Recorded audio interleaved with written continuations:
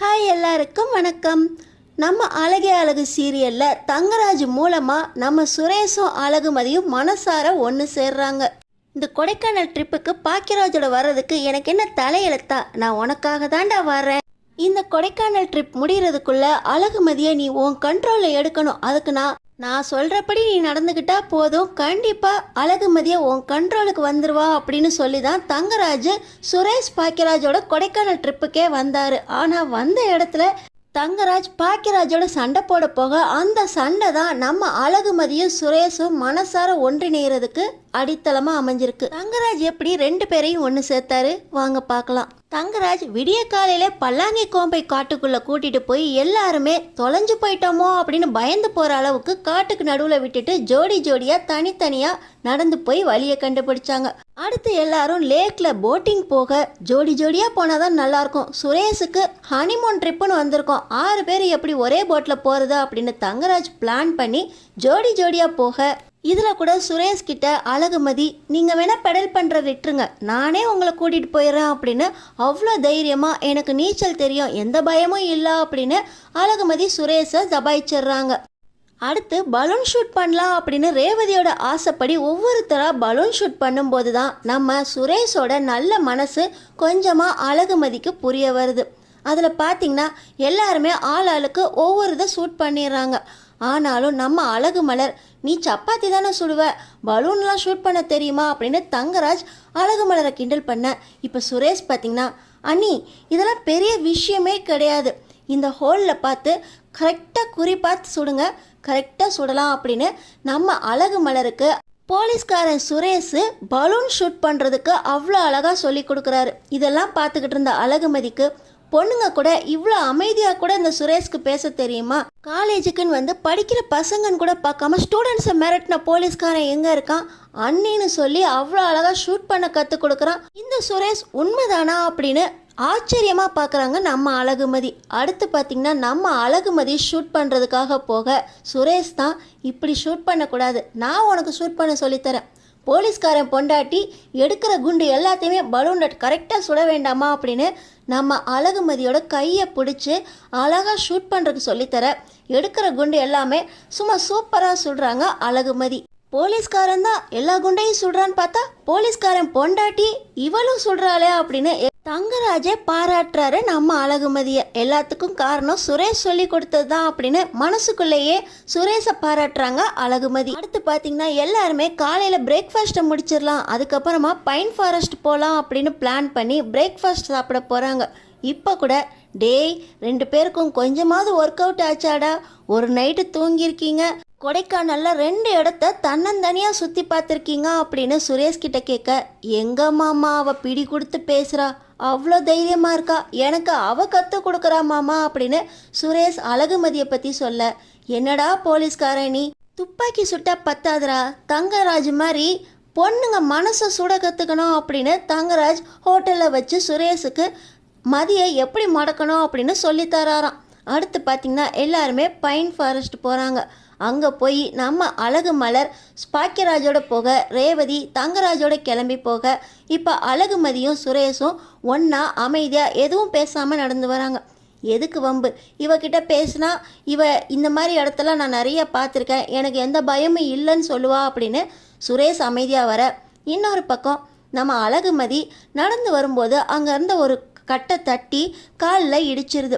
நடக்க முடியாமல் நடந்து வர நம்ம சுரேஷ், ஏன் இப்படி விம்மி விம்மி நடந்து வர, ஐயோ காலில் ரத்தம் வருதா அப்படின்னு சொல்லி அழகுமதியோட காலை பிடிச்சு சுரேஷ் தன்னோட கச்சிஃபால கட்டு போட்டு விடுறாரு. இப்போ அழகுமதியோட கையை பிடிச்சி, நான் உனக்கு ஹெல்ப் பண்ணுறேன், என்னதான் தைரியம் இருந்தாலும் ரத்த காயத்தோடு நடந்து வந்தினா காலில் இன்னும் பெருசாயிரும் காயம் அப்படின்னு சொல்லி அழகுமதிக்கு ஹெல்ப் பண்ணுறாரு சுரேஷ்.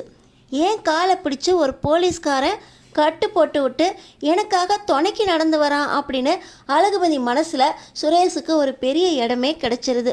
இப்போ எல்லாருமே ஒன்றா ரெசார்ட்டுக்கு வந்துடுறாங்க. வந்த இடத்துல அங்கிட்ட ஒரு பக்கம் டின்னர் சாப்பிட்டுக்கிட்டு இருக்க, இந்த பக்கம் நம்ம சுரேஷும் தங்கராஜும் சரக்கு அடிச்சுக்கிட்டு இருக்காங்க.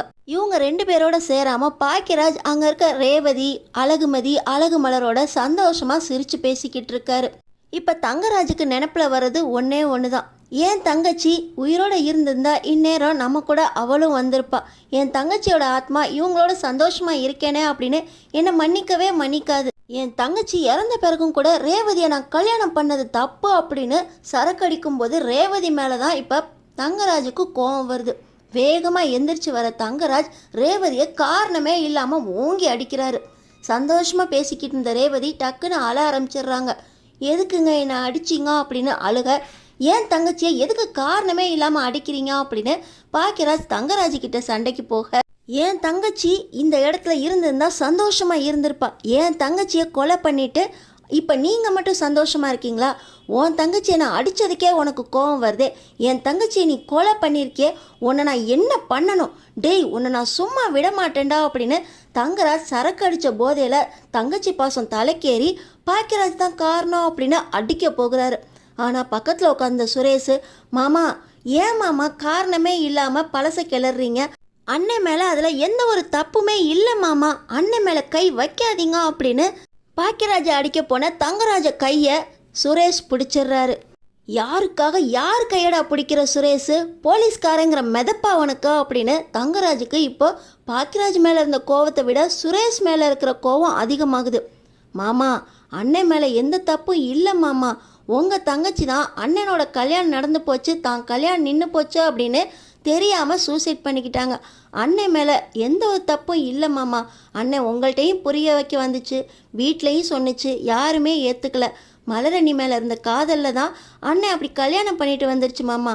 உங்கள் தங்கச்சி கொஞ்சம் பொறுமையாக இருந்திருக்கணும், அவங்க சூசைட் பண்ணிக்கிட்டாங்க மாமா அப்படின்னு தங்கராஜோட தங்கச்சியை பற்றி சுரேஷ் பேச, டேய், இவன் மட்டும் அவன் பொண்டாட்டியோட அவ்வளோ சந்தோஷமாக இருக்கான், என் தங்கச்சி இருக்க வேண்டிய இடத்துல அந்த மலர் இருக்காடா அப்படின்னு தங்கராஜுக்கு மலர் மேலே கோவம் வர, மலரை பற்றி பேசாதீங்க அப்படின்னு பாக்கியராஜ் சண்டைக்கு வராரு.